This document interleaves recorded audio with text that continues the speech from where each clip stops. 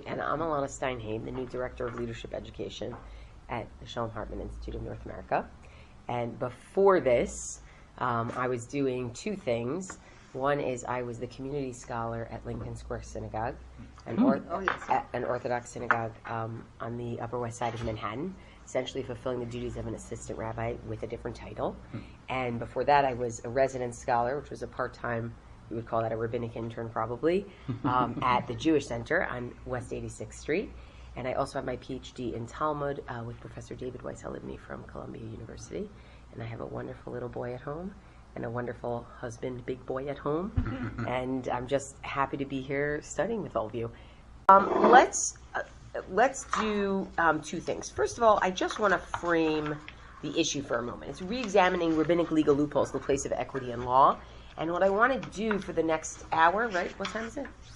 Thank you. 4:25. What I want to do for the next hour is I want to talk about what we call Talmudic logic, right? Meaning I want to talk about the hair-splitting, legal loophole-using logic and try to interrogate the question of whether the rabbis saw themselves more as people who find loopholes or people who plug them up when they're being misused.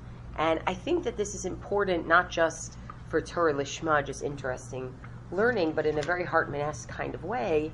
I think this is important for how we think about the role of priorities and prioritization and balancing different priorities against each other, balancing what's always been done with what we think needs to be done, balancing rules with values. And I think that everyone's going to translate that into their work and their lives in a different way. So I invite you to do so. Okay. Do we want English or do we want Hebrew with translation? What do we want? We're a nice small group. We can make the decision together. Who's for English? Well, Jonathan and I, but we have the Who's for We're the Hebrew and non-rabbis, English? So I would say let the rabbis. Combo. Hebrew, English, combo? Combo is defined. Okay, so we'll do a combo. Everything's going to be translated anyway, so I wouldn't worry. So the way that I want to do this is I actually want to talk about the development of legal loopholes from way back when in the ancient Near East to way back when in the 4th and 5th century in the Talmud. Okay, and this serves sort of as an incubation thinking moment about what we do today or don't do today in different ways. And I like to think of it as, how can this be practical? Of course, I asked myself that for a very long time while working on the dissertation. How can this be practical? And actually, a member of this group who couldn't make it here today emailed me and said, "Elana, I need an excerpt from your dissertation because I'm dealing with a few people who are using loopholes to get around their responsibilities, and I would like to show them, what our rabbis had to say about using loopholes inappropriately." That was interesting. Another is sort of, we've all, I think, anyone, not just in the rabbinic world, but in the Jewish communal world, when you see someone who's focused on the wrong priorities, right? They're so attached to the superficial, what seems like it should be done, that they're not even thinking about ethical ramifications or where that goes. So that's just sort of two directions in which it can go. I start with the following assertion. Legal loopholes, that is a very literal reading of a rule that you set down in order to find as many gaps in the rule as you can, time immemorial. Take a caveman or woman, give them a rule, they're going to find a way around it. And one of the earliest legal loopholes that we can find is actually from the ancient Near East, from the Gilgamesh epic. If you look in number 1, the Gilgamesh epic shows a god using a legal loophole in order to let a human being know about the impending flood. Anyone want to read it? I figure this way it'll keep us engaged. Yes, Barbara. Okay, far-sighted Ea swore the oath of secrecy with them, so he repeated their speech to a reed hut. Reed hut, brick wall, listen, reed hut, and pay attention, brick wall. This is the message. Man of Shurpak, son of Ubaratutu, dismantle your house, build a boat. Leave possessions, search out living things. Reject chattels and save lives. Put aboard the seed of all living things into the boat.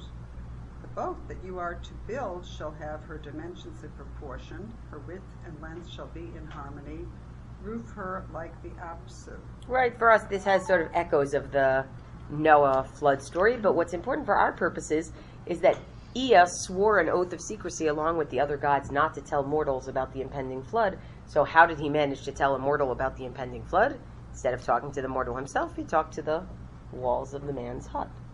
Right? So, fabulous. Great. We swore an oath that we wouldn't tell any human being. I didn't tell any human being. I told a reed hut, and a human being overheard. And this is the first example of if these walls could talk. Literally. Very nice. If these walls were talking, right? They actually seem to have been talking. Now, even though this is from a narrative piece, there are plenty of examples in Mesopotamian law where you actually find a similar thing, whether it's some sort of superficial, I would call it our equivalent of a visa marriage, a visa adoption, in order to be able to give someone inheritance that they shouldn't be able to get, or in order to be able to sell to someone with preferential treatment. This happens. This comes up. It happens in the Bible as well.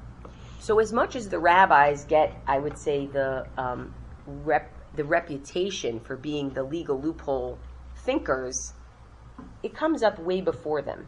But what intrigued me when I started looking at legal loopholes in the Bible, the way that they were used, is that I saw that the way the rabbis were treating biblical loopholes was basically by ignoring them.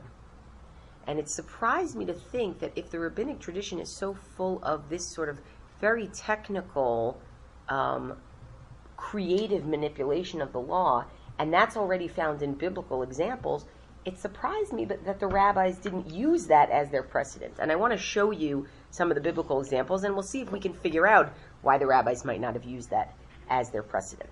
So let's take a look at number 2. Does anybody want to read it? And if you're reading it in Hebrew, just do the translation for us as well, simultaneous, if that's okay. I'll read it in English. Okay. I'll read it in Hebrew, but it'll take us too long. Okay. Then the elders of the congregation said, "How shall we do for wives for them that remain, seeing the women are destroyed out of Benjamin?" And they said, "They that are escaped must be as an inheritance for Benjamin, that a tribe be not blotted out from Israel. However, we may not give them wives of our daughters, for the children of Israel had sworn, saying, Cursed be he that giveth a wife to Benjamin. And they said, Behold, there is the feast of the Lord from year to year in Shiloh, which is on the north of Bethel, on the east side of the highway that goeth up from Bethel to Shechem, and on the south of Lebonah." I joked when I was in Seattle yesterday that this would be perfect for LA because everybody talks about how much everyone discusses how to get from place to place. There's Shalom and Bethel, the freeway, and right? Okay, so this is our perfect pasuk. This is our verse. Okay. "And they commanded the children of Benjamin, saying, Go and lie in wait in the vineyards, and see and behold, if the daughters of Shiloh come out to dance in the dances, then come ye out of the vineyards, and catch every man his wife of the daughters of Shiloh, and go to the land of Benjamin. And it shall be, when their fathers or their brethren come to strive with us, that we will say to them, Grant them graciously unto us, because we took not for each man of them for his wife in battle, neither did ye give them unto us, that ye should now be guilty.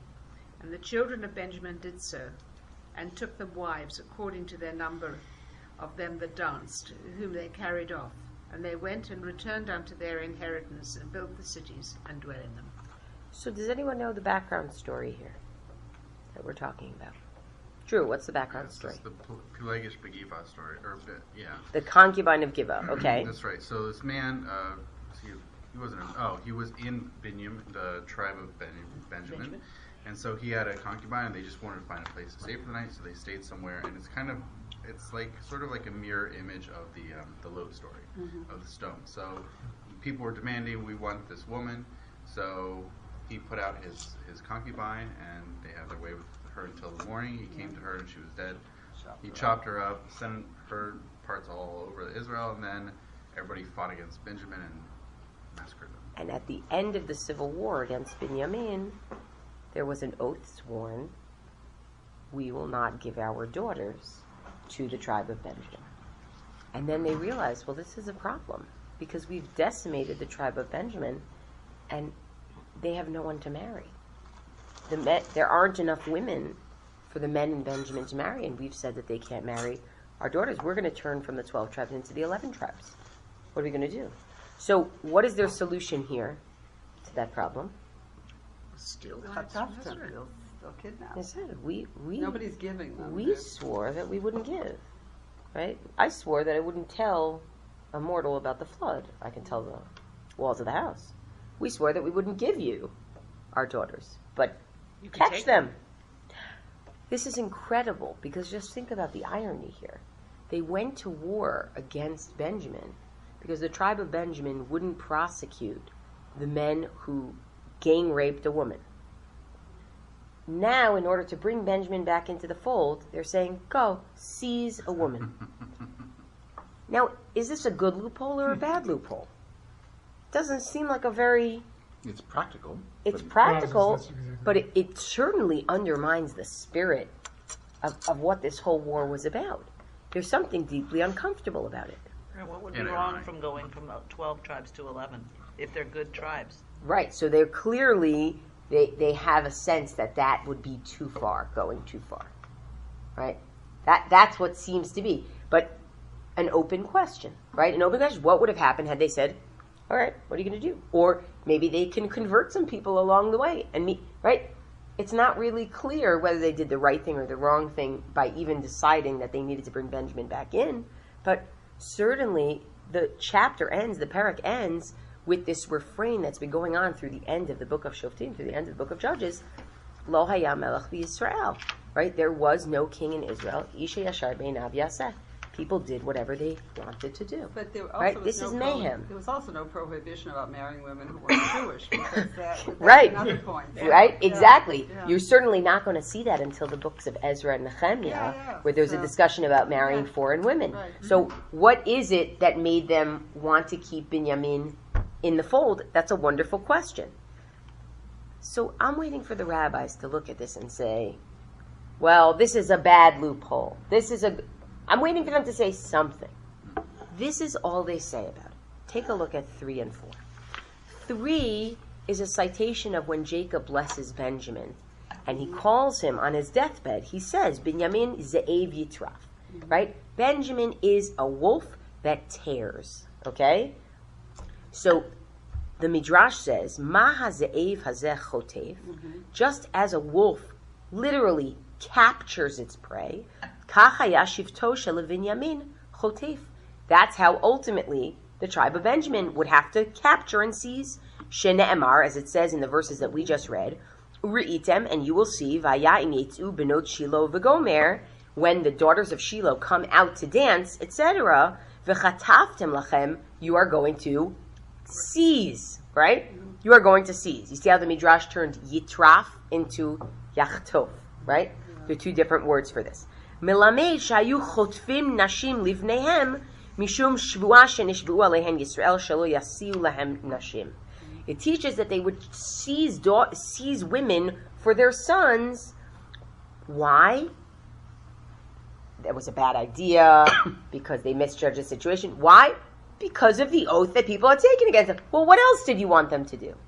Right? The rabbis don't use this as a teaching opportunity, which is very surprising, because there are plenty of narratives in the Tanakh, in the Bible, where the rabbis are interested in using it as a teaching opportunity. But the loophole is not, they're not interested in the loophole piece. They're interested in the capturing and the seizing.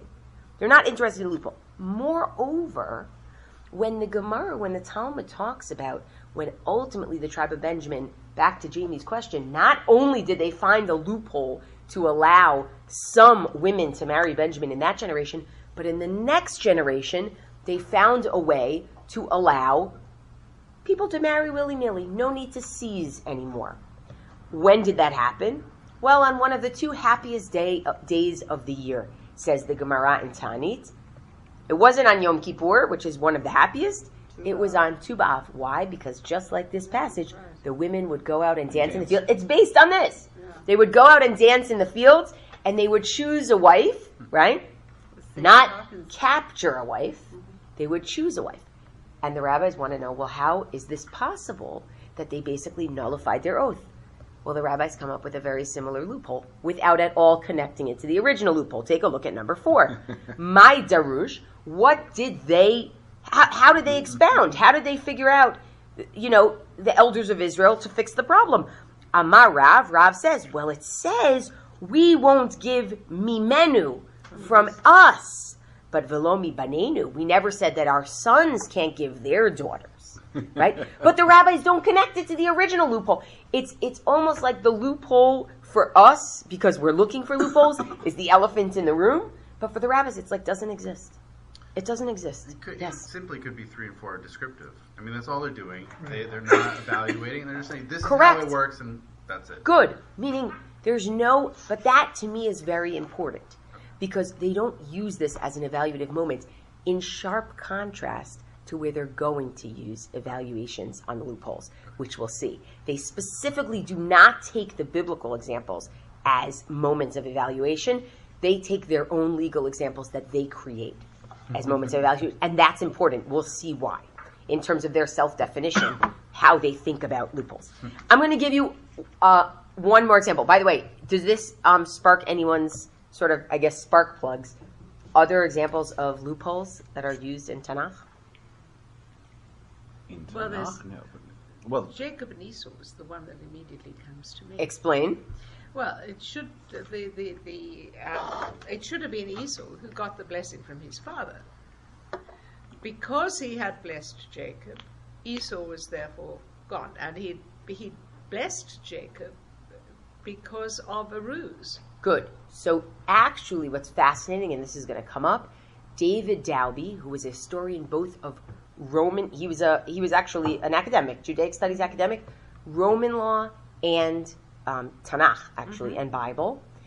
He says, this whole idea of allowing any loophole is actually very similar to the idea that someone could bless someone on the basis of a misjudgment or a ruse, and you have to uphold it anyway. Right? Today we would cry foul. We would say, I didn't mean that. By the way, even the rabbis would say that, right? We have something called mekach ta'ut, when something is, you make a purchase based on a misunderstanding, right? How come they don't do that? Because he says, this is a culture that is ruled by a legal formalism, by a formality that the rules are king. If it has happened, it has happened. Forget what the underlying intention was. Forget what the underlying understanding was.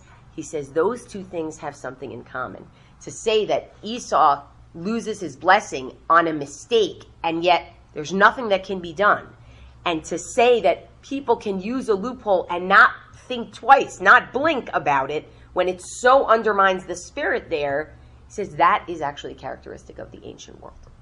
That's what he says. And that's going to be in contrast to the rabbis in an interesting way. Yes? I don't know if it's a loophole, but it's definitely a mekach ta'ut sort of situation, the Givonim joining. Great example.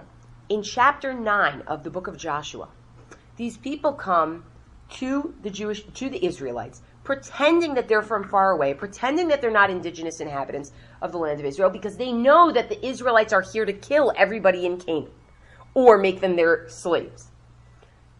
And they make a treaty. They say, well, we're not from around here. They make a treaty. Joshua finds out that he's been duped. These guys are from around the corner. Okay? There's nothing he can do. He made an oath. He's got to keep it. So the one loophole he can find is he says, well, you know what? We'll make you the lowest socioeconomic class. You have to be the water drawers and the hewers of wood.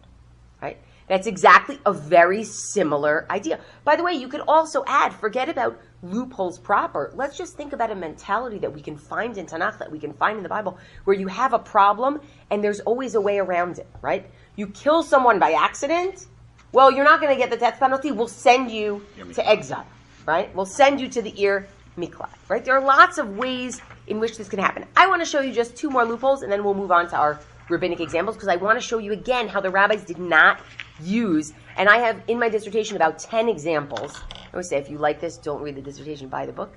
But I have about 10 examples. Hi, welcome. I have about 10 examples of this where the rabbis just don't evaluate. They don't use this moment to evaluate the loopholes, and it is very surprising in light of what we're going to see in the latter half of what we do. let's see an example of King David. King David is on his deathbed. He had promised Shimei ben Gera, Shimei the son of Gera, who had mocked him mercilessly, who had humiliated him when he was running from Saul. And later, when he became king, of course, Shimei said, please, please, please, I'm so sorry, please put me under your protection. And King David swore, I will not kill you, Shimei. I will not kill you. But you know who can? Take a look at 5. Does somebody want to read? Adam, you want to read? I'll take. Okay. And behold, there is with Shimei, the son of Gera, the Benjaminite of Bahurim, who cursed me with a grievous curse in the day when I went down to Mahanaim. But he came down to meet me at the Jordan, and I swore to him by the Lord, saying, I will not put thee to death with the sword. Now therefore hold him not guiltless, for thou art a wise man, and thou wilt know what thou oughtest to do with it, to do unto him, and thou shalt bring his hoary head down to the grave with blood. Fantastic. Don't get Right? He mad, says, Solomon. Don't get mad, get even. Solomon, you're a smart guy. You could figure out what to do here. But I want to show you. Look at Pasuk Tet. Look at verse 9 in the Hebrew. It says, Ve'ata, and now. Al tenakeo, don't let him off. You know the Septuagint version is based on the reading Ve'ata, and you with an aleph. And you, I can't, you can. Right? You can. Okay? And It's a typo? not that it's a typo. You have various different. This is the Masoretic tradition of how it reads, which was basically put together in the 9th century that traces itself back from earlier versions. But you have other versions. You have competing versions. Right? And it's always fascinating to see that because it underscores, I can't do it because I swore, but you can do it because you swore. But who's behind it? So, of course, Solomon comes up with something wise. He says to Shimei, I'm putting you under house arrest. If you violate it, I'm going to kill you. Shimei violates it. He says, gotta kill you, because I said if you violate it, I'm gonna kill you. And by the way, just desserts for what you did to my dad. Right, fantastic. What do the rabbis do about this? What do the rabbis have to say about this? It's amazing. They ignore the loophole, they ignore David, but they do focus on the action. They do focus on the consequence. Let's take a look at number 6. Va'amar Rabbi Chia bar Ami mishmei de'ula. Rabbi Chia, the son of Ami, says in the name of Ula, Le'olam yidor adam b'mkom rabo. A person should always live where their teacher lives. Don't stray too far from your teacher. Shekol zman sheshimi ben Gera kayam, because so long as Shimei, the son of Gera, was alive, lo nasa Shlomo et bat Paro. Solomon didn't marry the daughter of Pharaoh. Because you know what? Shimei was Solomon's teacher. David had Solomon kill his teacher. Wow. That's all the rabbis say. They don't say, how could David have used this loop? What you learn is, this was bad for Solomon that he killed his teacher because he then got involved in the wrong things. Yeah, but we're protecting ourselves on that. Right. But it's amazing. Mm-hmm. And you could easily say, well, what's the baby? What's the bathwater? The loophole's the bathwater. What do we care about it? Right? The baby is that he killed his teacher. That's a bad thing. But I just think it's fascinating. One more. Moshe's mother, Moses' mother. What does she do with him when he's born? When she can't hide him anymore? Sends him down the river. Isn't that what Pharaoh said they were going to do to all the boys? Put him in the Nile? Mm-hmm. That's great. Put him in the Nile. She put him in the Nile. Mm-hmm. What's the rule once you put a baby in the Nile if the baby lives? I don't know. That's not on the books. Right? The rabbis, you should know, do not read what she did as a loophole. But come later, Midrashim, in the 12th century, they start reading it as, oh, what a smart loophole she used. Take a look in Exodus Rabbah, in number 9. V'lama hishlichato ba'yaor. Why did Yocheved throw Moses into the Nile? Sheyehu choshvim ha'itstagninin shekvar hushlach b'mayim v'lo yachbesu acharav. So that the astrologers would think, oh, that kid we were worried about, we know he's already in the river. Right? The rabbis earlier never recognized it as that. Right? That wasn't the way they were thinking about the story. So you can think of example after example after example. On the other hand, the rabbis had no problem inventing biblical loopholes. Inventing loopholes in stories where the text doesn't say there was a loophole. Can anyone think of an example? Maybe with our King David. There's a good example where the rabbis use a loophole, and I'm trying to get your minds there before we look at it inside. In Roman numeral 2 on page 5. This is the Ketuvah? That King David, did he sin when he slept with Bathsheba? Right. Yeah. King David sees Bathsheba bathing on a roof.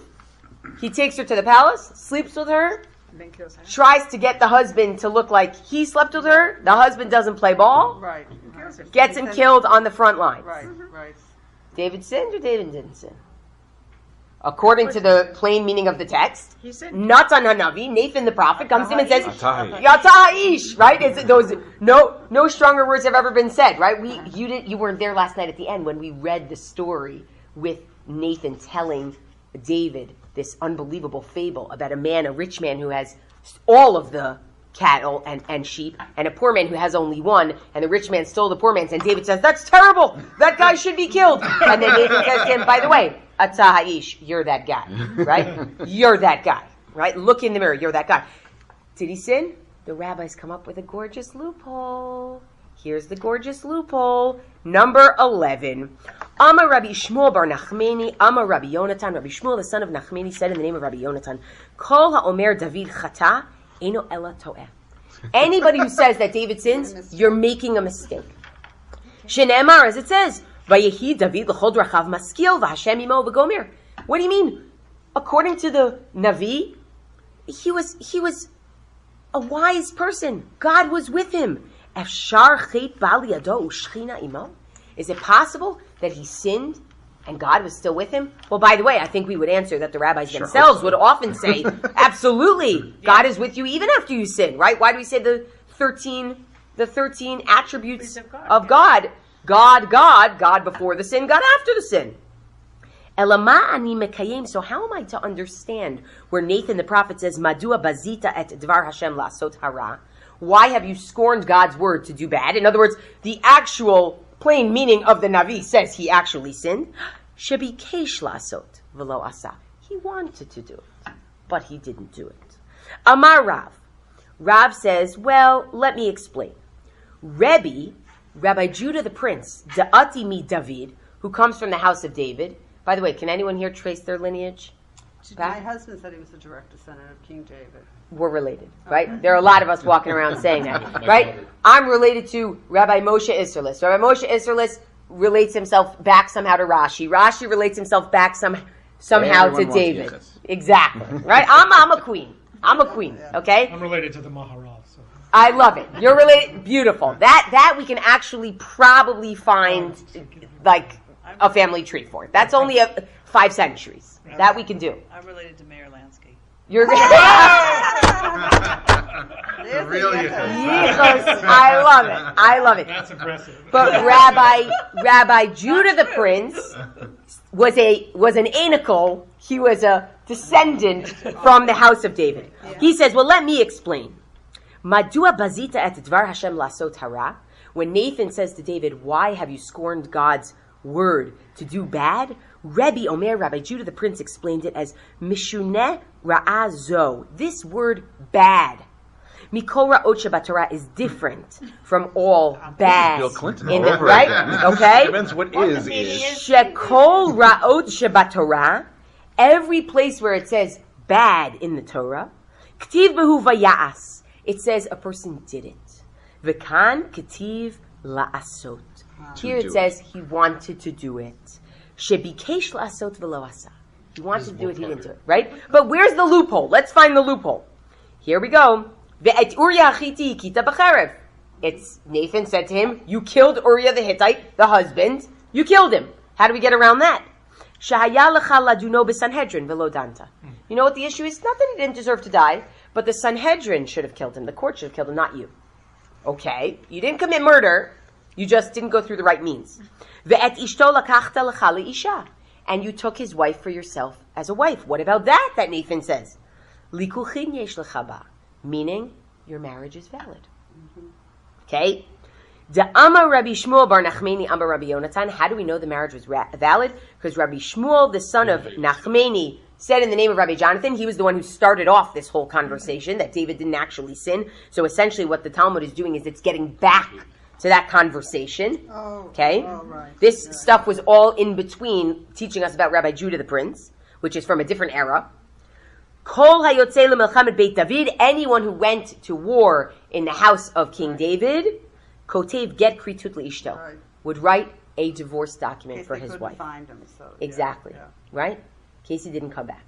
And then it goes on to explain how they can tell that that was the case. Essentially, Shne'emar, as it says, when they sent, little David out before he fought against Goliath, when they sent little David out to see his brothers, to see what's going on, right? With his brothers, it says, V'aseret charitzei chalav ha'ele tavi lesar ha'elef ve'et achecha tifkod l'shalom. I want you to go bring this food out, and I want you to say hello to your brothers. Ve'et arubatam tikach. And take their pledge. My arubatam, what is their pledge? Tani Rav Yosef. Rav Yosef says it comes from the word eruv, mixture. Devarim ha'mu'uravim beino levina. Things that are mixed between him and her. In other words, the bonds of their marriage. The rabbis find a loophole so that David did not sin.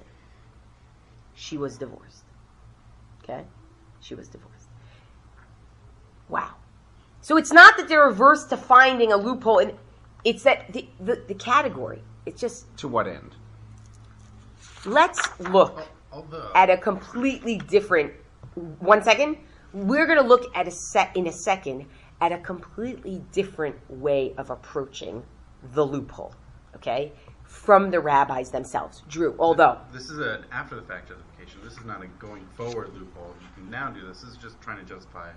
Great. So the other two examples that I gave you, and this is only because I gave this talk yesterday, and I get bored if I do the same thing more than once. Jamie can tell you.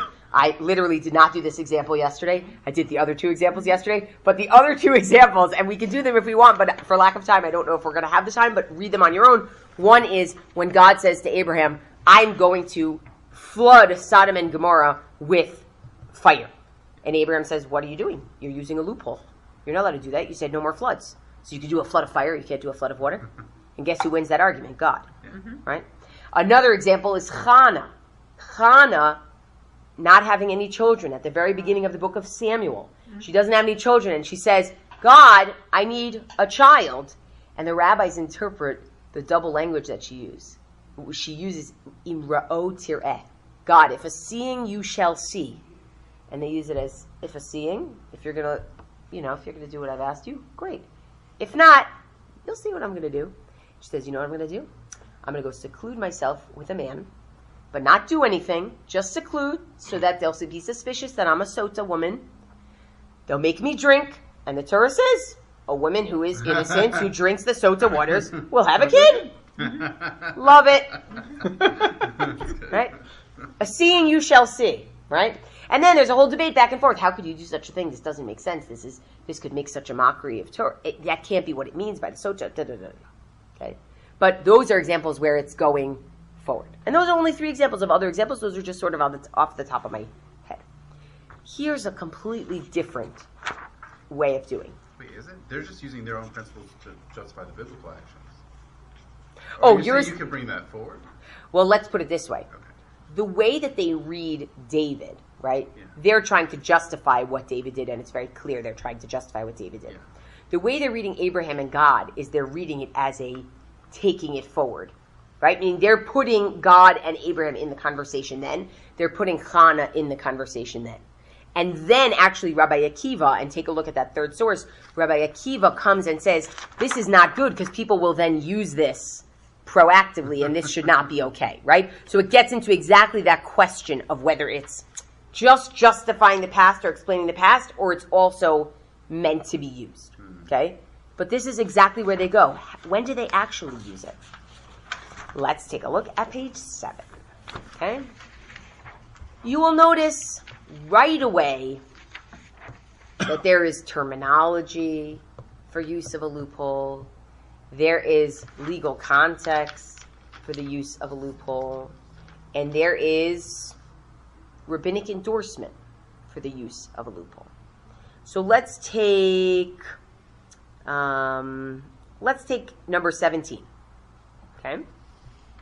Actually, that's a messy one. Let's take number 15. Okay? Here's the story. Wait, before you move on. Yes. Quick question. Adam, please.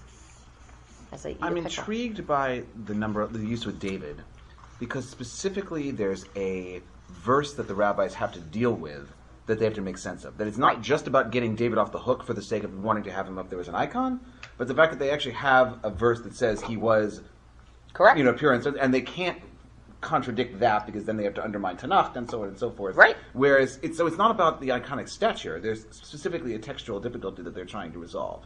Whereas in other places they just don't have that. With other legal loopholes, it's a different issue. This is not a proactive. This is not a better good. This is I've got to preserve. Ultimately their goal here seems to be to preserve the sanctity of the text. It's not even about going forward. It's not about going backwards. Whereas in the midrashim that they've got here, it's somewhat of a different story. So it's interesting because I think I want to think, instead of thinking textually, I want to think about the personalities involved. I don't think the goal is preserving the text as much as the goal is preserving a person. Right? Okay. In other words, what happens is in the example with David, David has to remember it's Rabbi Judah the prince, right? His scion, right? His great, exactly. They want to preserve who King David is. They have a problem because in the verses it looks like that didn't go well, right? So they say, but we know that King David was okay because of the get that he clearly had given his wife, right? Meaning that really has nothing to do with interpreting the verses, right? You could actually streamline that whole section about he wanted to do what he didn't do and just say he gave her a get. Meaning he didn't do anything. It wasn't nice what he did, but it wasn't an actual technical sin. Right? That's stuff in the middle about interpreting the verses. It's not actually clear that Rabbi Shmuel bar Nachmani, in the name of Rabbi Jonathan, who actually is the one who talks about giving the get, has anything to do with those, right? The Talmud puts that in. No, but I was thinking more of the question about the Chod Rachav. That God is... I'm sorry. That's the one I was more concerned with, that he was successful in all his ways and God was with him. And that, you can't be... it seems to be that they're trying to preserve the sanctity of that verse and paint David as someone who therefore had not sinned as such, and that there's interesting. That seems to be their biggest concern ultimately. That's very interesting. I had always read it as they actually felt that verse was, meaning why read that verse as the defining verse about David? Why not read the verse of Madua Bazita Dvar Hashem? Why did you score in God's ways? Why not read that as the defining verse about? Yeah. So that's the way I read it, that they were using the verses in that way. But point taken nonetheless, Barbara. But the fact is, Uriah was not a Jewish, and neither was Bathsheba. So you've got two people. Why would he give her a Sefer Keritut? I mean, the whole thing is a little bit absurd. You have to be reading. You have to be reading Uriah the Hittite as some Tzaddik. sort of Jew, because he wouldn't go. or some sort of Jew. I'm saying you have to read him as a Jew, right? even And though he's Bathsheba. the Hittite. Yeah, Yeah. There we go. yeah. I mean, it's absolutely fascinating. I've been married too long. My husband asks all these questions. These are important and smart questions. Yeah. But I'm not even sure that the rabbis, I think this is a really important question. This is something that I actually struggle with and think about a lot, which is the rabbis' historical consciousness of the Bible. Were they so interested in sort of the actual true historical truth of it, or were they also, or primarily, or balancing an interest with what it teaches us? And I think it's not always clear. And I think that's something that's really significant to think about. The rabbis were not fools, right? They were very bright folks. No. They did not think that, David didn't sin with Bathsheba. But they did think that David didn't sin with Bathsheba. Or David couldn't sin with Bathsheba. Or David shouldn't sin with Bathsheba, right? Meaning there's a lot there that it's hard for me to take at face value, some sense of they're totally ahistorical, unless they want to be ahistorical. Well, yeah, they're applying different values. Correct. Basically, Correct. It doesn't make sense. in a Correct. certain sense. Right. So I think it's very interesting. I think what becomes more interesting, actually, is in linked to what Drew said, is when you take examples like, oh, well, how is it that Ruth was able to marry in if you're not supposed to marry, Moabites? And then the rabbis say, well, it must be Moabitess, and then that becomes precedent for the future. I think that becomes more interesting in some ways, because there it's clear that either there's something ahistorical going on, or they believe that is historical, they're using it. I think that becomes even more interesting, because then it impacts normative Jewish law, right? Nobody's going to say if somebody gave a get, they're still married, They're not. It's just a question of whether David did or didn't, right? It's not going to make a difference for the precedent in the future in that same way. But these are all important questions. No one closes the loophole. That's the thing. I mean, the rabbis don't. They say the loophole is there. That's why it happened. They don't make an effort to try to close it and say it couldn't happen again. Quite the contrary. It would be helpful. The loophole is helpful. Because what if it wasn't a case of Bathsheba sleeping with someone willy-nilly or against her will, as the case might have been, but it was a case of her husband disappeared? Then that would be great. That would be helpful, right? Meaning, so that's another piece about loopholes, which we'll get to. What time is it? 102. Oh, yeah, we'll get to, which is the question of, well, what if it's a double-edged sword, which is you can misuse it and you can use it for the best purposes that we can think of, right? What about that double-edged sword? Maybe different strokes for different folks, maybe different strokes for different occasions. So that's something to think about. So let's take a look at the rabbis when they are speaking not about biblical examples, but they are talking about legal examples, and they are comfortable. They have nomenclature. They have a stance, okay, on the subject of loophole.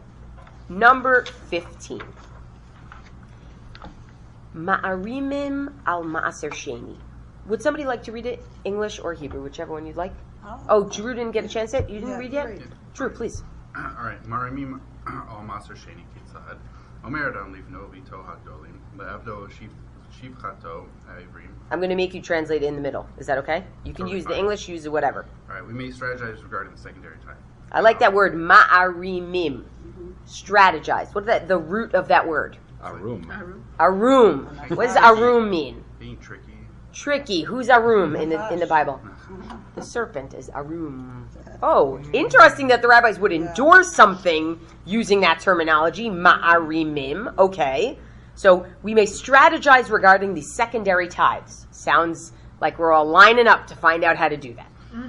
How? So one says to his adult son or daughter, to his Hebrew maid servant or maid, Haylech es hamaot ha'ilu, ufdo lecha et hamaser hazeh. So take these coins and use them to redeem his tithe. Aval, lo yomer kain livno vito haktanim, lavdo shivchado haknanim, mitne shedan kiado. However, one may not say this to one's minor son or daughter, or to one's Canaanite manservant or maid, for their hand is like his. What are we strategizing about with this secondary tithe? Here's what we're strategizing about. You're supposed to bring your secondary tithe to Jerusalem because you help the economy. You're supposed to sit there and eat it, and if you're not going to eat it, you're going to share it with other people. It's going to be very nice, right? If you don't want to bring it, you don't want to schlep it because you got 100 barrels of oranges. You're not interested in bringing that. That's my favorite example, even though it's not exactly accurate. Because we're talking about things that grow from the ground, and there wasn't, right? We're not talking about Jaffa. But it helps to imagine something like heavy and all that you don't want to carry. So redeem it. Redeem it with money. One problem. If you're going to redeem it with money and bring that money to Jerusalem, which will also be great because you'll help the economy, you have to pay an extra 20%. You have to pay an extra tax if you redeem your own.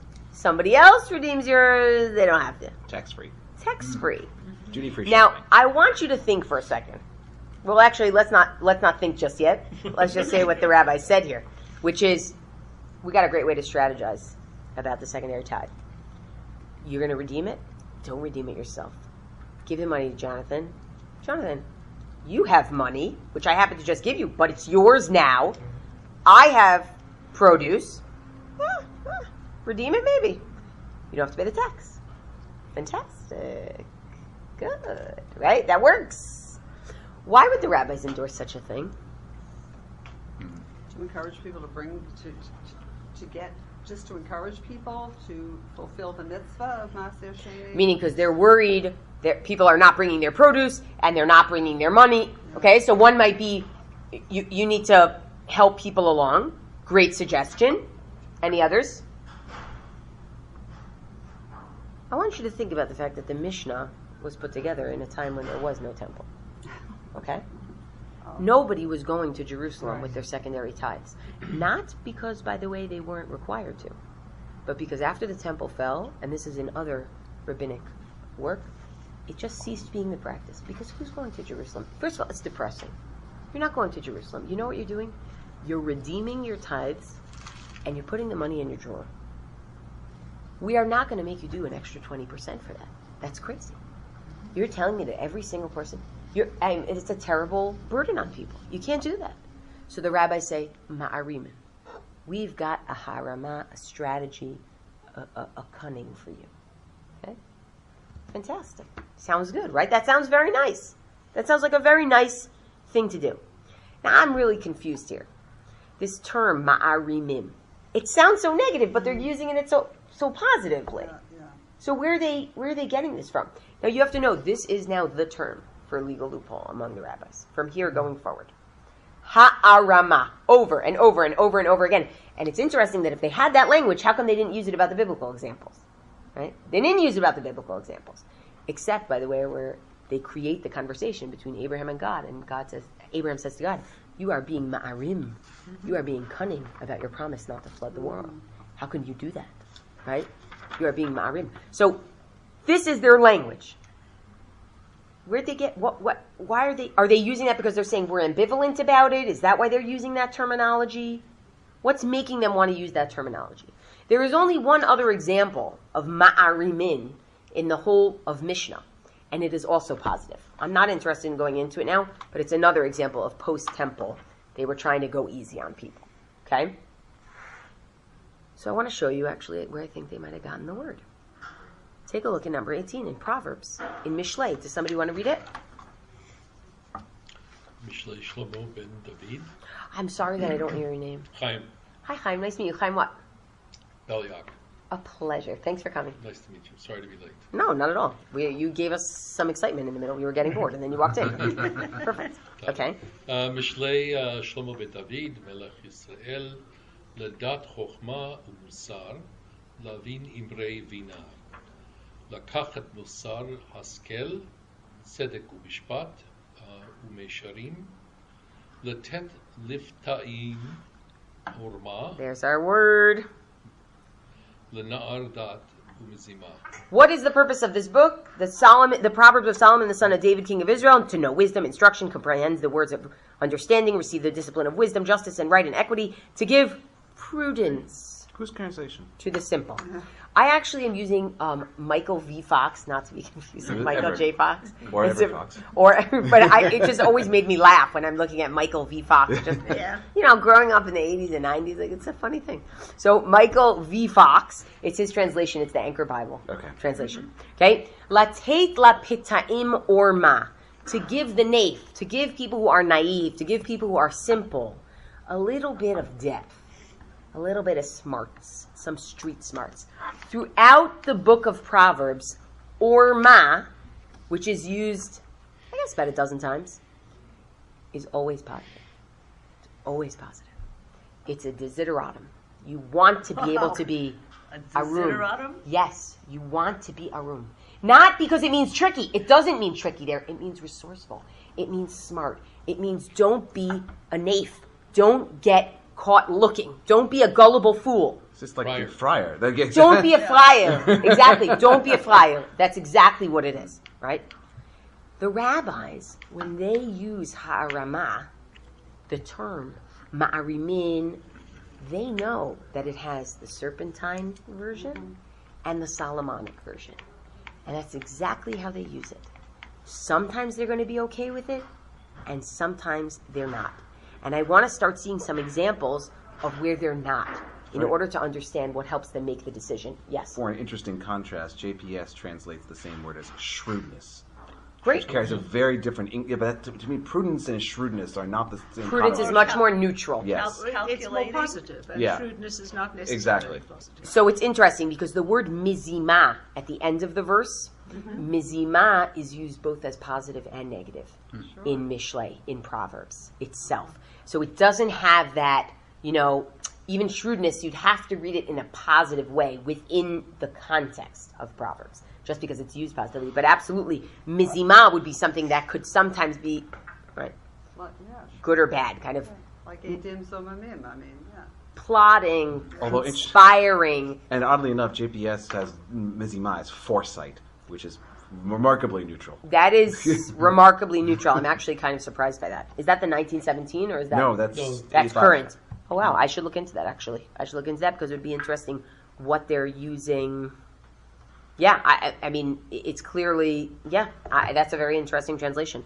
So the rabbis have this term. By the way, where did they get the term from? Why'd they come up with the term? The rabbis looked at the Bible. They didn't have loopholes. They didn't think about the term in terms of, why'd they come up with the terminology? Come with me. Come with me. Let's go to the back page. The rabbis are living, right, not all the way, sorry, page 11. The rabbis are living with a Greco-Roman legacy. And this Greco-Roman legacy plays very much into how they're going to view loopholes and actually into thinking about the whole topic.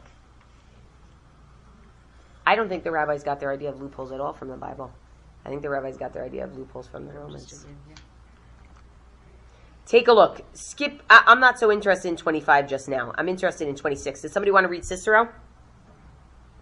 That's not to say, by the way, that as soon as they hear about loopholes from the Romans, they don't say, oh, we have interesting precedents for that in the Bible. It's not to say that. But what I'm talking about is their orientation to the topic. Where does their orientation to the topic come from? Okay, somebody want to read Cicero? Somebody who's just about to read, I think. In 26? I'll read. Injustice often arises also through chicanery, that is, through an over-subtle and even fraudulent construction of the law. What do you think of that? This is 1st century before the Common Era. This is way before the rabbis. Okay? This is old Cicero. Yeah, Right. this is old Cicero, exactly. This it is that gave rise to the now familiar saying, more law, less justice. Through such Rabbis interpretation, would have had a field day with that one.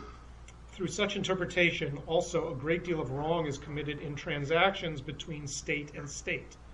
Thus, when a truce has been made with the enemy for 30 days, a famous general went to ravaging their fields by night, because, he said, the truce stipulated days, not nights. This is Oy like vey reading chayayom. This is the Haggadah. This is the Haggadah. This is the Haggadah. Haggadah says you have to remember, right? You have to remember all the days of your life. The days and not the nights. Until someone comes along and says, no, it even needs Kol Yemei Chayecha, all the days. Fantastic. Ben Zoma. Right. Fantastic. Okay, let's go I have on. 2 daughters who are lawyers.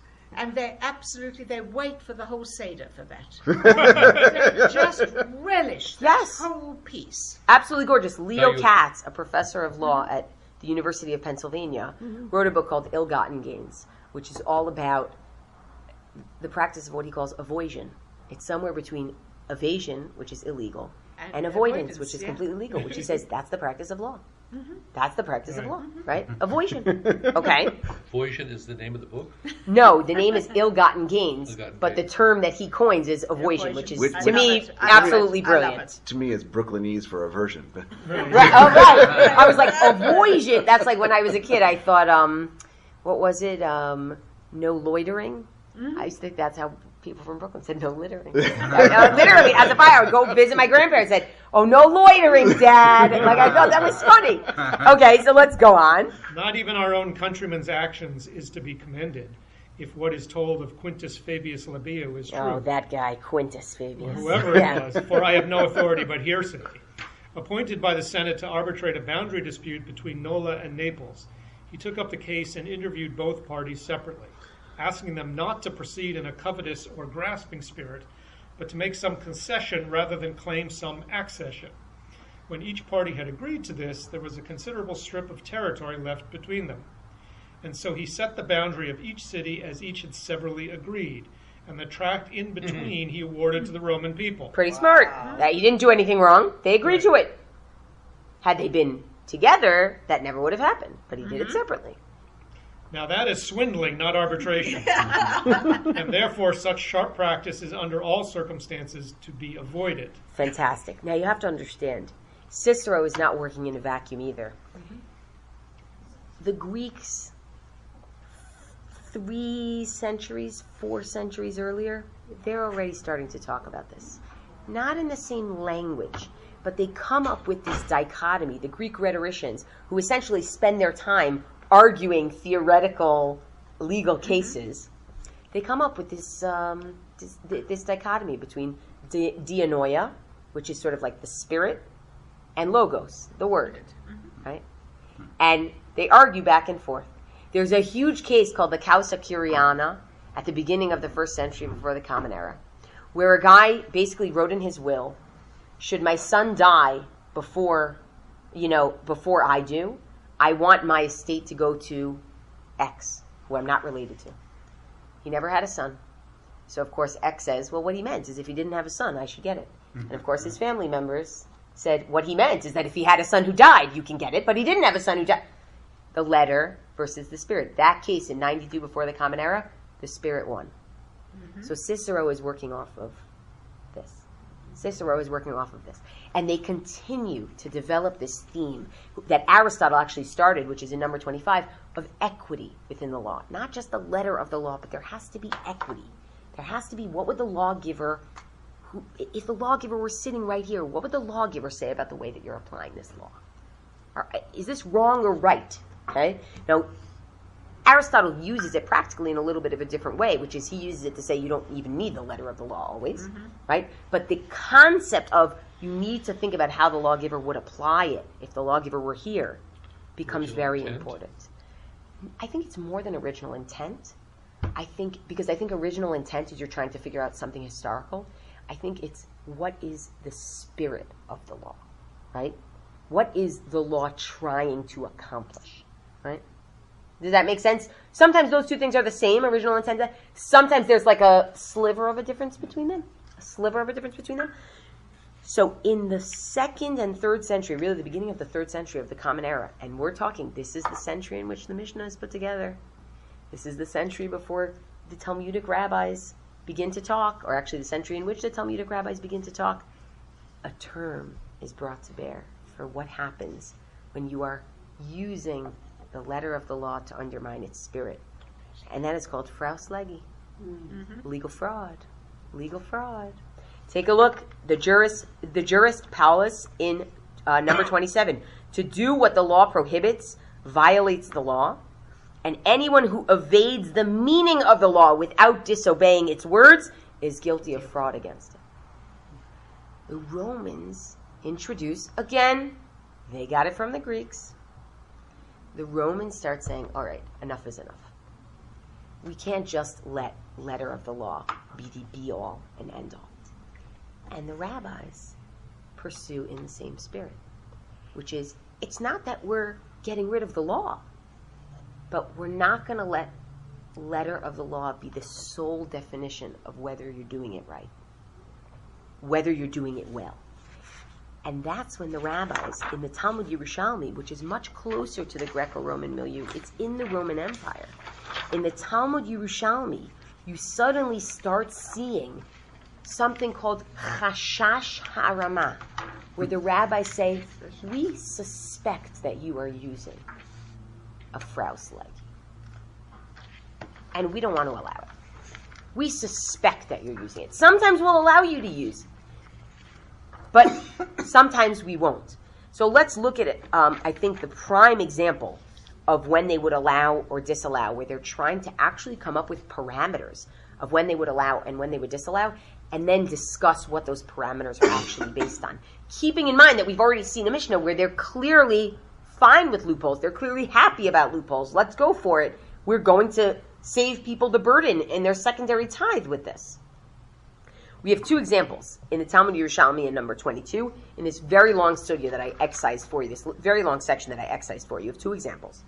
One, an example of somebody who is baking matzah on Passover, right? Let's not forget, right? Just you thought you made it out, but we're dragging you back in. Exactly. We're with Pesach Sheni. Exactly. We're waiting for our Pesach Sheni. Soon enough.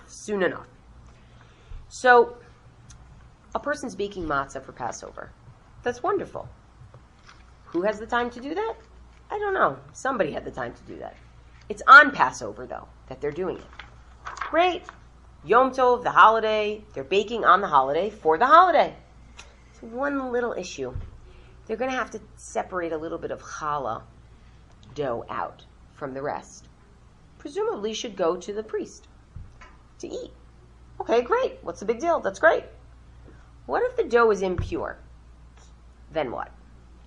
The rabbis are not going to have you leave it on the counter because it's going to rise, and then you're going to own chametz on Passover. They're not going to let you put it in the oven to burn it because You'll impurify your whole oven. it's not just that. They don't want you cooking something that you're not eating Oh, for it's the like a holiday. jump It's shot. on the holiday. Yeah. They don't want you cooking it. So you got a problem. You are stuck between a rock and a hard place. Right? The rabbis have you stuck between a rock and a hard place. We don't know what to do with it.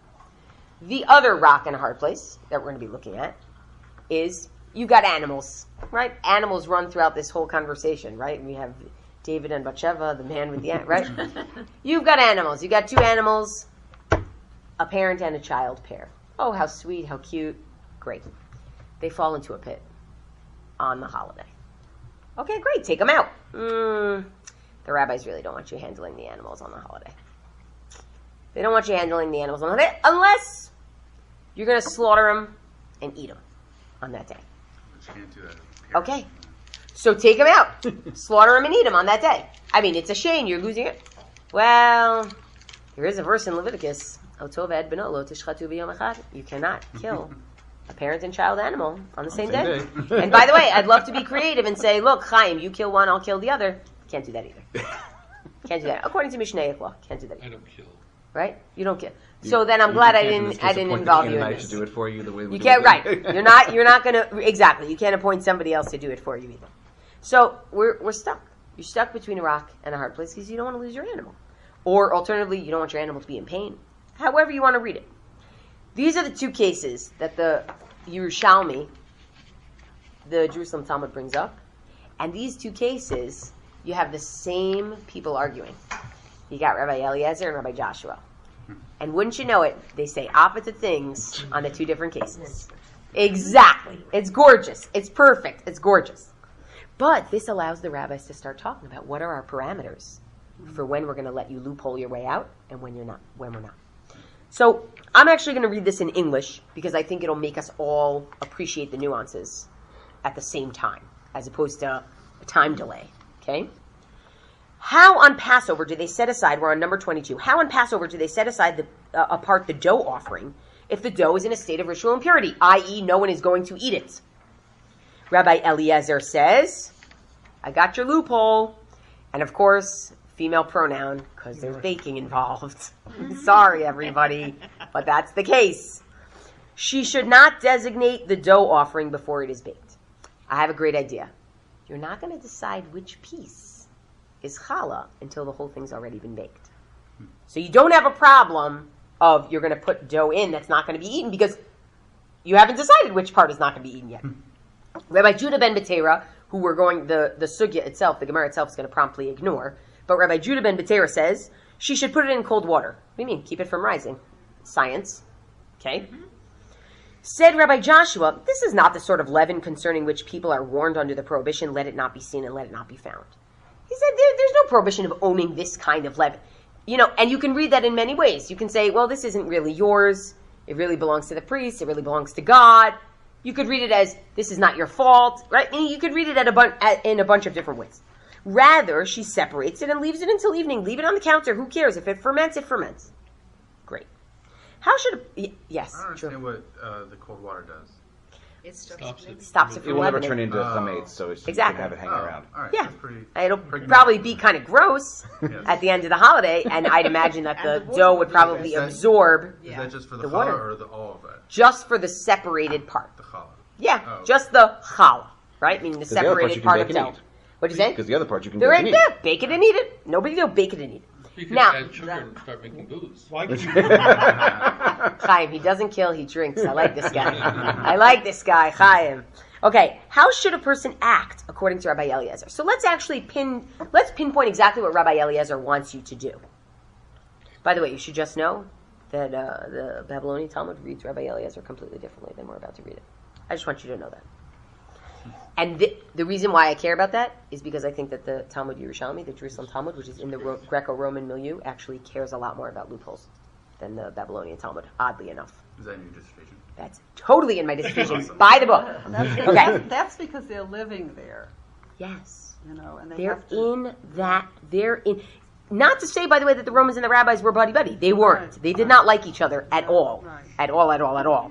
There were, a few elite exceptions here and there, but the Jews didn't live in an intellectual ghetto, right? They knew what was going on. You think they didn't take advantage of a brilliant legal developing culture that was all around them? Of course they did. It was brilliant. It helped them classify their own laws. I mean, it was great. Okay. How should a person act according to Rabbi Eliezer? A person acts with shrewdness. In the Hebrew, Marim. there we go. And says, this I want to eat. Right? You got to imagine breaking this dough into lots of pieces. This I want to eat, so I'm going to throw this into the oven. This I want to eat, I'm going to throw this into the oven. And one bakes all of it. And when one removes it from the oven, right, one acts with shrewdness and says, this I want to store away. What does that mean? I take it out of the oven saying I'm about to eat it, and I say, put it away. This I want to store away. I'm taking it out of the oven. I'm going to eat it. I'm going to throw it. And leaves the last one, which is then designated as the dough offering. It's in the oven already. I'm not doing anything. It gets burnt by itself. Beautiful. So far, so good, Rabbi Eliezer. So there are 3 pieces now? Well, it's just a bunch of pieces of dough, right? Okay. We can imagine it as 5 pieces if we want. We can imagine it as 20 pieces, right? But you have to imagine it as pieces because we don't want you breaking off the challah dough. We don't want you doing anything really active. We want it already to be in pieces. Okay. It's Stam happened to be that way. Exactly. Okay, we want got it to be That's that the part way I to missed. begin with because otherwise you'd have to do something active to remove the food from what's this in is there. not saying that she had the little piece, but I'm going to eat them both. No, it was you had like 4 different pieces, and I was going to eat all of them, and then I decided, I'm only going to eat 3 of them, or I'm going to bring 3 of them. Okay. Right? This is what Rabbi Eliezer is doing. Here's another example, which is going to trip up Rabbi Eliezer. An animal and its young that fell into a pit on the festival. Rabbi Eliezer says, I'm sorry, you can only save one. One should, or at least you can only clearly, directly save one. One should raise up the first one with the plan to slaughter it, and the second, feed it so that it doesn't die. You got to leave it where it is. You'll feed it where it is. Sorry. Very clear cut. No loopholes. Sorry. Rabbi Joshua says, no.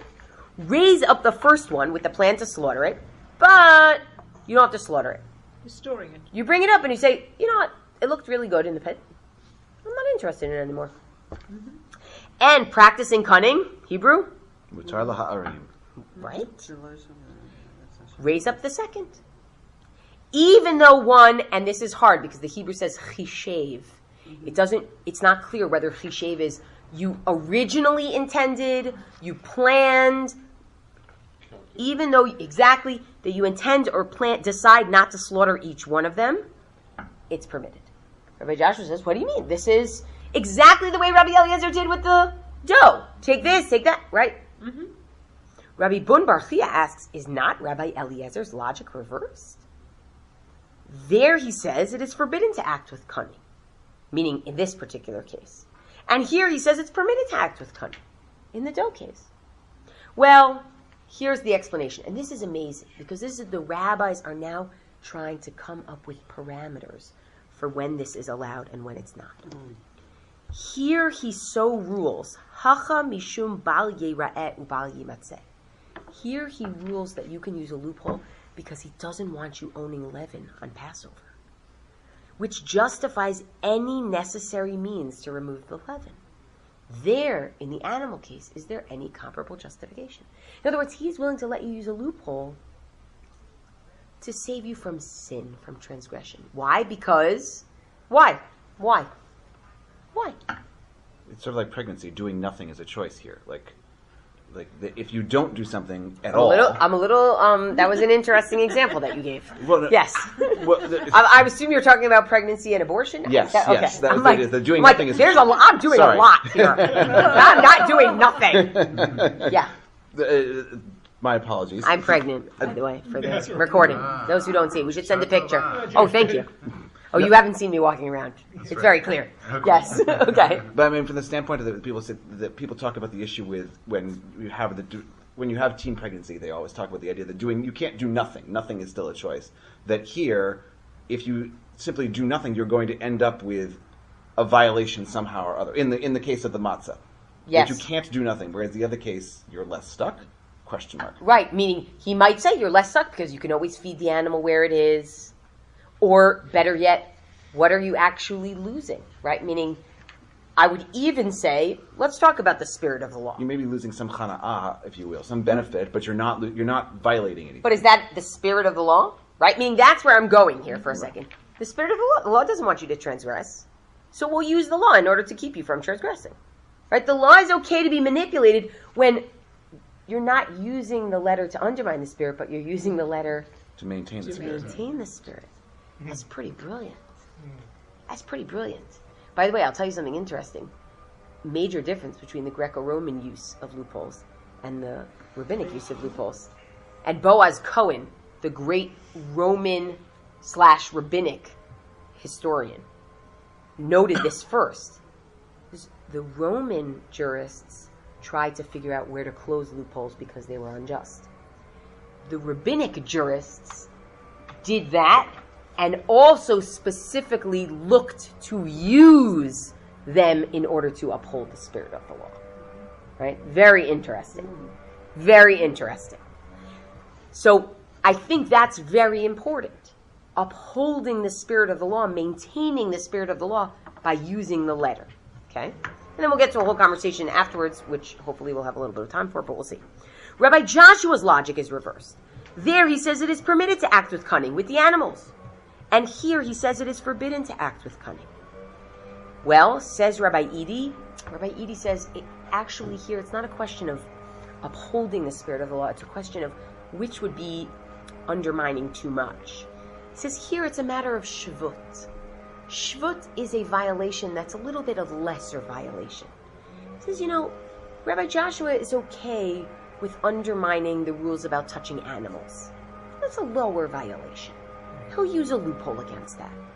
But there, with the food in the oven on the holiday, it's a liability for a sin offering. He's not okay with it. It's also kind of interesting here, because it's not specifically about how do you uphold the spirit of the law, but it's more like, the law will only allow so much manipulation. Even if you're doing it for a good reason, it'll only allow so much manipulation. What's his Chayafat's concern with the baking case? His concern is that a person would be baking on the holiday that is not going to be for use on the holiday. Okay? Said Rabbi Josi bar Rabbi Bun, he says, no, let's talk again about upholding the spirit of the law. There, one must have compassion on the property of Israel. You think that Jewish law is going to let you leave one of the animals in the pit? Now, you can read this variably. Here, it seems like we don't want you to lose money because it's your animal. There's a Babylonian Talmud version that says you don't want the animal to be hurt, right?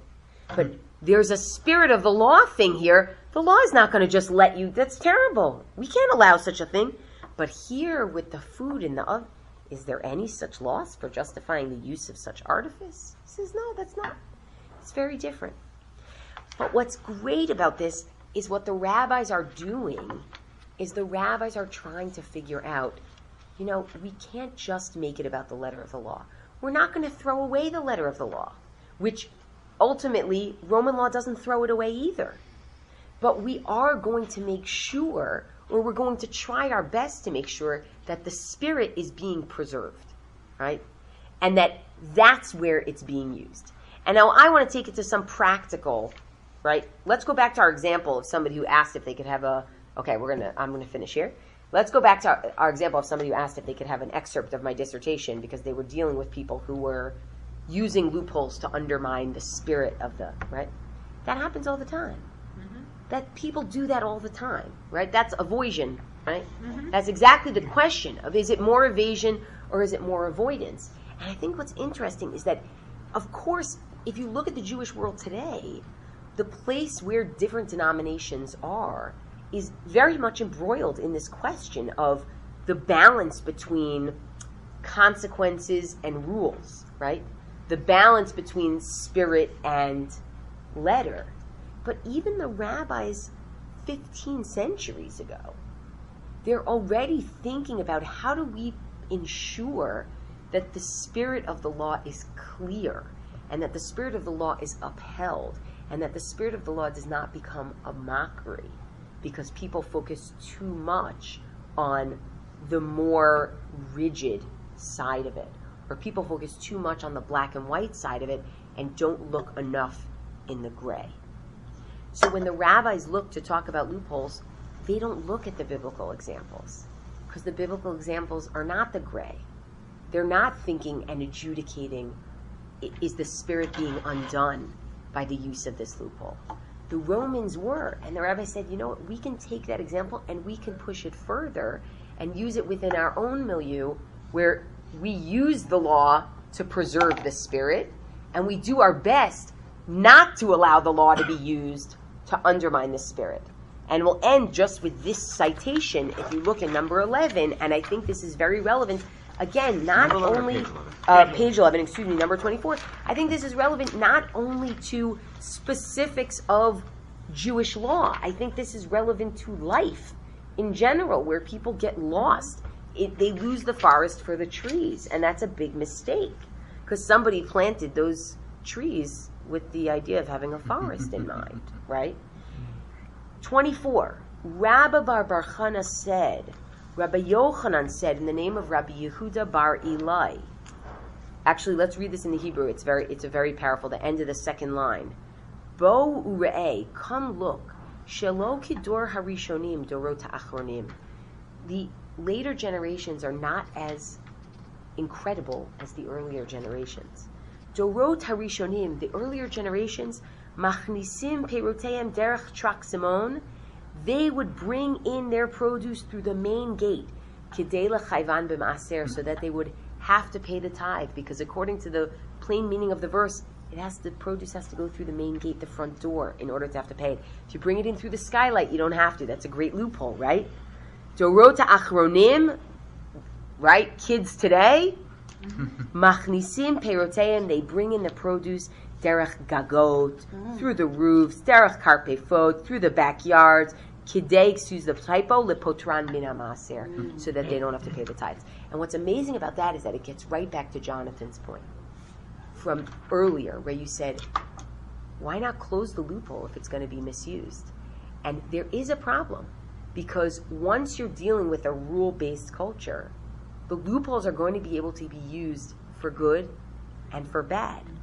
And it's really, at some point, yes, you can do as much as you can to try to stem the bad. You can. But you also, for everyone who's bringing something in through the backyard, because even though they have enough money to pay the tithes, you're still leaving the door open for one person who doesn't have enough money to pay the tithe, who can bring it in through the rooftop also and doesn't have to pay it, right? So it can be... It's synagogue dues. Right. It can be a double-edged sword, right? We want to make sure that we don't end up creating double standards, but we do end up looking at things on a case-by-case kind of basis. And there really is a danger of that. I mean, in organized religion, there's such a danger of that regardless. But there really is a danger of that. And the question of priorities, and not just throwing away the baby or the bathwater. Neither one has to be thrown away. But there has to be some balance. And I think that as rabbis and as communal leaders, I think that's something that's really important, that we're leaders on, in whatever way that comes up, in whatever way that shows up.